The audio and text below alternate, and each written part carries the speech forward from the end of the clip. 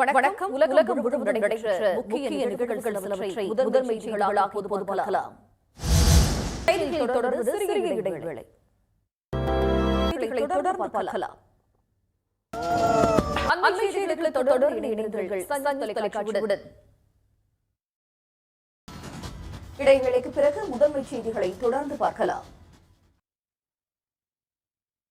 ஒன்றிய அரசு 100 நாள் வேலை திட்டத்துக்கு போதிய நிதி ஒதுக்காமல் வேலை நாட்களையும் குறைத்துவிட்டதால் தங்களுடைய வாழ்வாதாரம் பாதிக்கப்பட்டிருப்பதாக திட்டப்பணியாளர்கள் தெரிவிக்கின்றனர். அது பற்றிய ஒரு செய்தி தொகுப்பை இப்போது பார்க்கலாம்.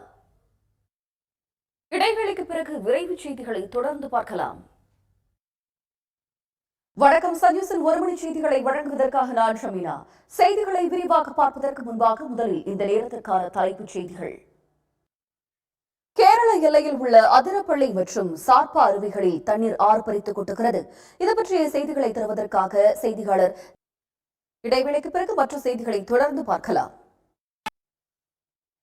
அண்ணா பல்கலைக்கழக மாணவி பாலியல் வன்கொடுமை வழக்கில் ஞானசேகரனை குற்றவாளி என்று தீர்ப்பளித்த சென்னை மகளிர் சிறப்பு நீதிமன்றம் தண்டனை விவரங்களை வருகின்ற 2ஆம் தேதி அறிவிக்கிறது. இந்த வழக்கில் 5 மாதங்களில் தீர்ப்பு வெளியாகியுள்ளது.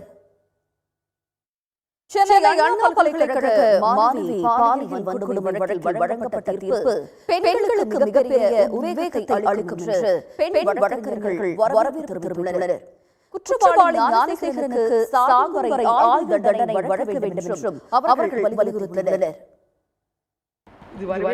மருத்துவம் பொறியியல் படிப்புகளுக்கு இணையாக சட்டம் கற்பிக்கும் மாணவர்கள் மத்தியில் ஆர்வம் அதிகரித்திருக்கிறது. 5 ஆண்டுகளுக்கு முன்பு தமிழ்நாட்டில் 25 சட்டக் கல்லூரிகளே இருந்த நிலையில் தற்போது அந்த எண்ணிக்கை 50ஐ தாண்டியுள்ளது. இனி தமிழ்நாட்டின் முக்கிய நிகழ்வுகளை எக்ஸ்பிரஸ் செய்திகளாக பார்க்கலாம். செய்திகளை தொடர்ந்து சிறிய இடைவேளை.